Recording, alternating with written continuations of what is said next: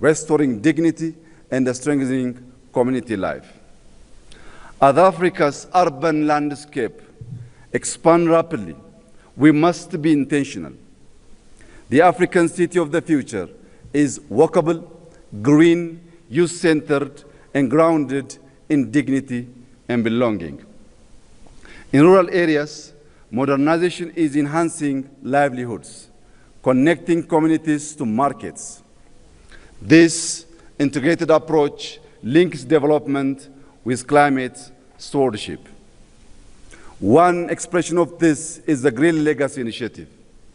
We have planted more than 48 billion trees, restoring ecosystems and building a living legacy for future generations. Yet, the global development pathway has come at immense environmental costs borne by communities far beyond those responsible. Therefore, climate action must be anchored in justice and equity, aligning finance, technology, and partnership to enable Africa to thrive.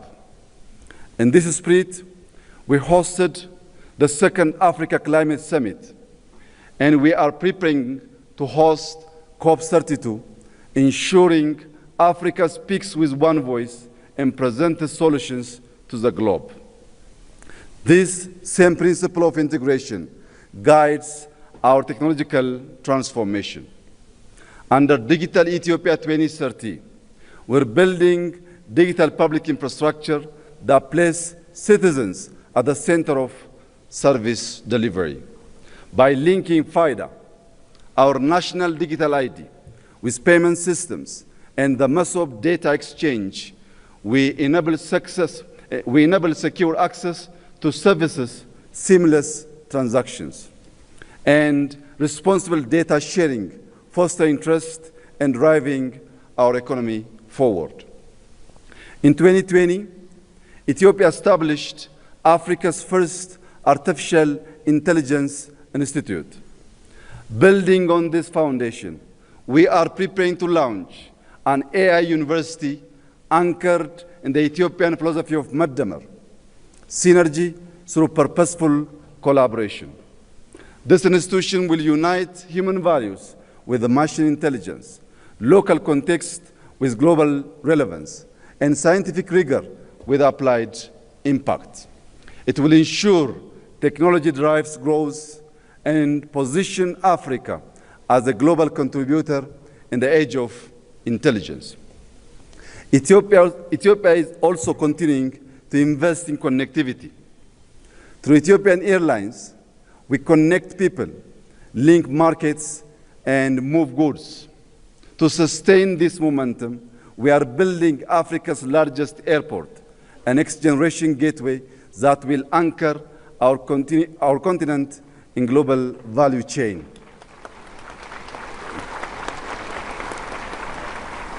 Beyond aviation, Ethio Telecom is expanding across Africa, bridging the digital divide and linking our continent's future through strategic partnerships. Yet, connectivity must be complete. For a nation like Ethiopia, with over 130 million people, sustainable growth requires diversified access. Ensuring reliable access to the sea through peaceful cooperation is fundamental to our economic future and to long-term stability and prosperity in the Horn of Africa. Excellencies, we meet at a moment of profound global transition. In this era of uncertainty, Africa's strengths will lie in a union that is confident and united. As we approach the African Union Silver Jubilee, the moment marks a transition from foundational unity to functional sovereignty. Sovereignty means owning our narrative. Through initiatives like Pulse of Africa, we amplify African voices because development is never complete without our story. Africa can contribute stability, scale, and solutions to a changing world. But we must do more than respond to crisis. We must shape agendas, turning vision into action, and leading with purpose. Every river we manage, every city we design, and every digital platform we deploy must generate resilience, opportunity, and dignity. By 2063, Africa will be defined by what we secure, what we sustain, and what we share. Ladies and gentlemen, this is our moment, and this is our responsibility.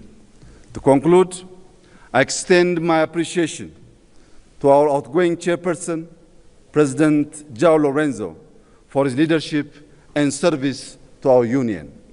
I also warmly congratulate our new incoming chairperson and wish him success in guiding Africa forward. God bless Ethiopia. God bless Africa. I thank you.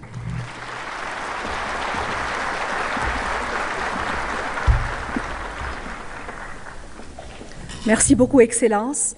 Et maintenant, j'ai l'insigne honneur d'inviter Son Excellence Antonio Guterres, secrétaire général de l'Organisation des Nations Unies, à donner son allocution. Excellence, vous avez la parole.